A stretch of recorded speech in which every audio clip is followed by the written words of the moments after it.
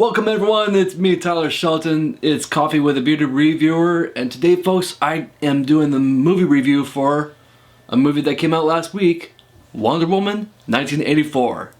So with that out of the way, I just want to say thank you so much for watching this video. If you like what you see, press the like button, and if you have not done so yet, please subscribe to my channel, it really helps me out. So with that, I give you my review, and I am now gonna get started with today's video.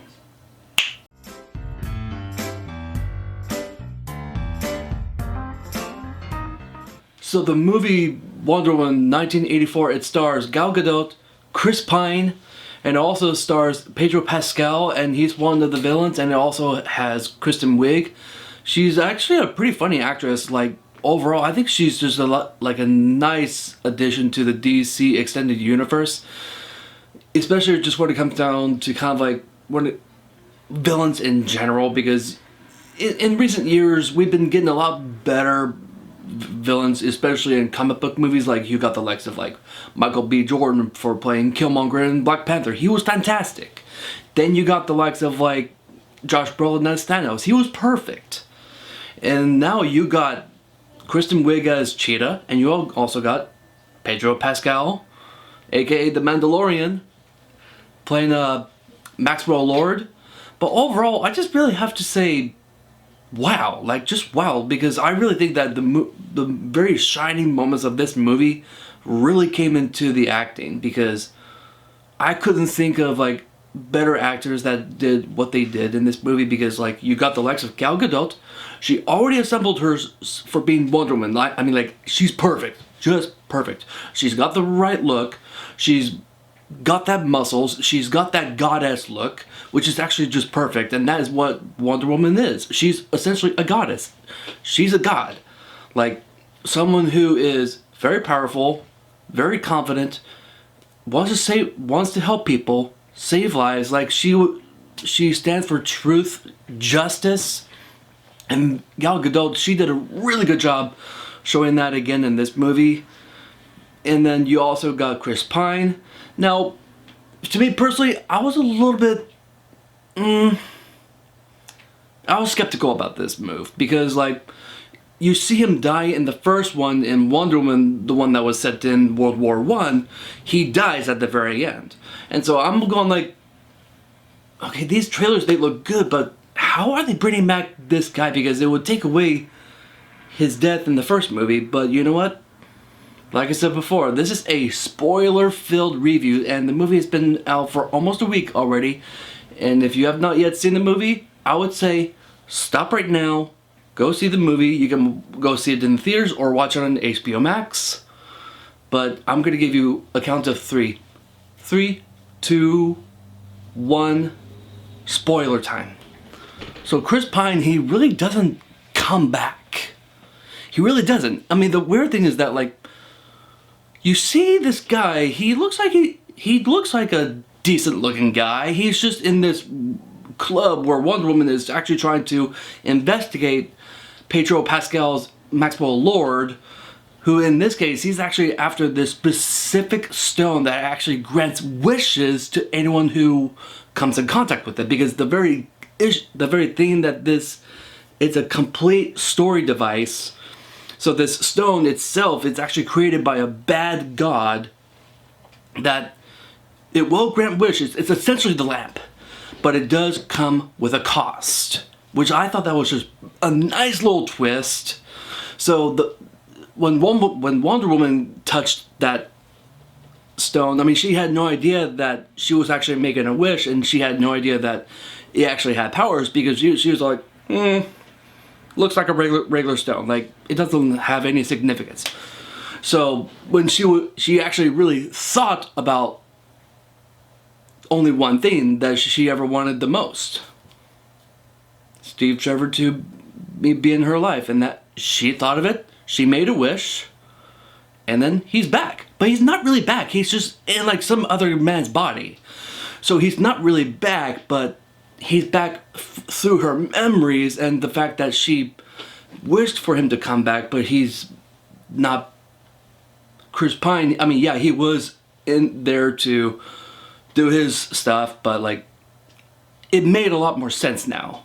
Because it was really all about Gal Gadot, that she was not really capable of moving on in her life because she was so hurt to see Steve Trevor die in front of her when he was up in the air and he exploded with the plane. Like, that's the time when he really died. Like, he really never came back. He only came back just from some other person's body. But, and the other thing is that it was just by chance that Minerva, aka Kristen Wiig, she wished that she was more like Diana Prince. But she had no idea that she was actually Wonder Woman. So that made it a little bit more interesting because it was a lot of stuff that was kind of like a lot by chance, and there was just a lot of stuff that just kind of like wove together so nicely. I mean, I'm not saying that the movie was perfect. I do think it had some pacing issues, and there was just a couple like unnecessary moments, but you know what? I think they did a good job of just kind of like keeping a straight line in the story. They were keeping it flowing, but it still felt like that it slowed down just for one instance.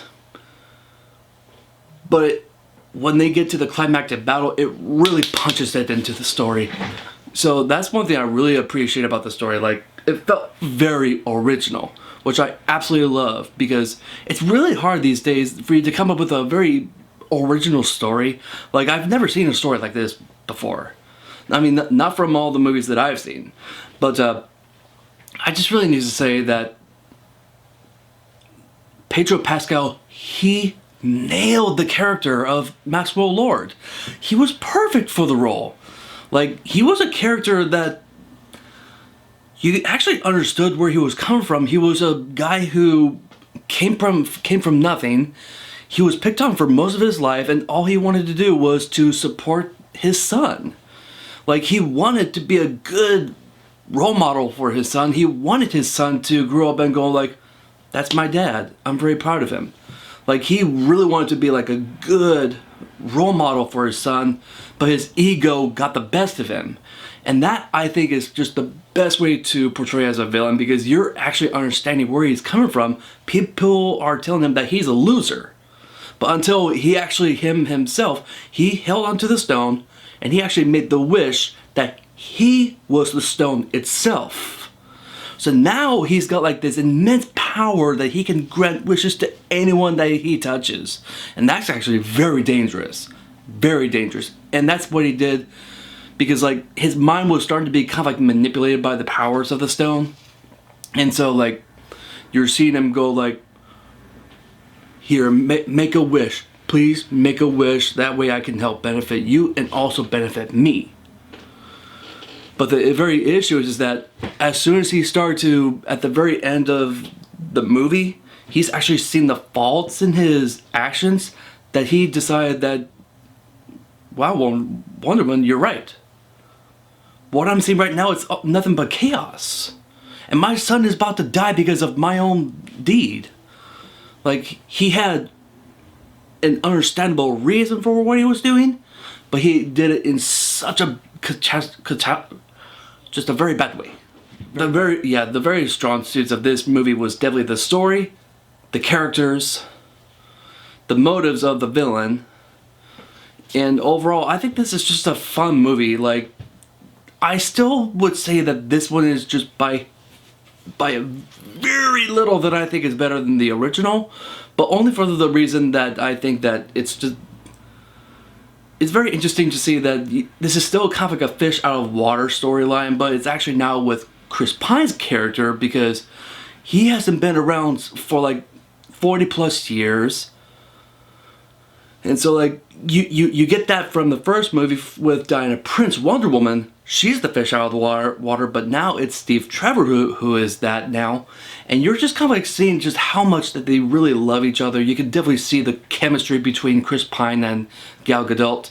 They are just so perfect together. Just perfect. And I feel the same way about Maxwell Lord and Cheetah. Like, a lot of the characters, you actually get them. You understand them. It really felt like that this was more like a character-driven movie, and that really helped me be synced in, and I could actually understand where each one of them is coming.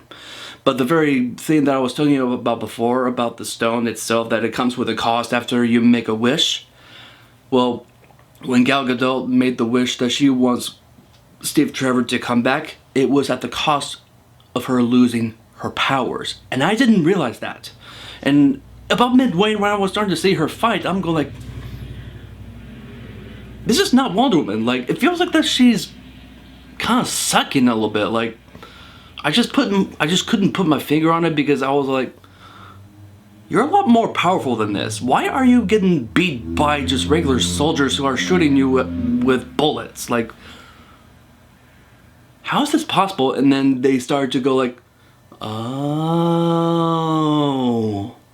okay, it's all because that you made that wish. It costed you your powers.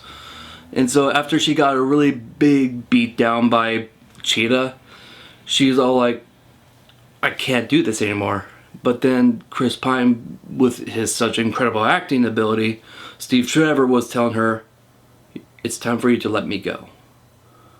Retract your wish and you will get your powers back. And you can definitely see the emotions from Gal Gadot's acting. I thought that was just like the best moment. And then she was like, I've always loved you, Steve, but I need to let you go.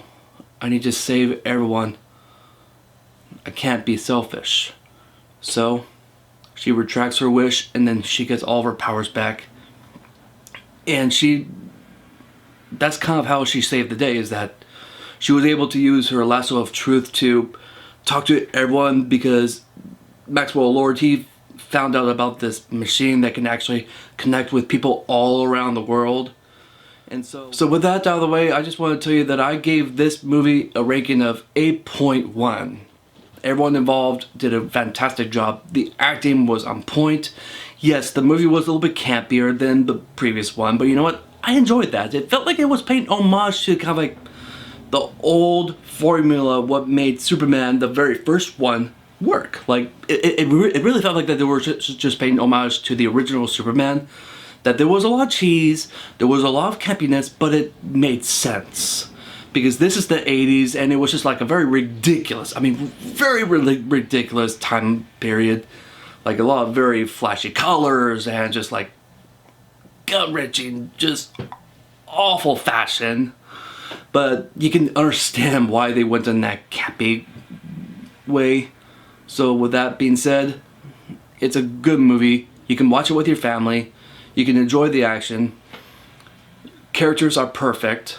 The story is good. It's very original, which I absolutely enjoyed. So, yeah, that's my review for Wonder Woman 1984.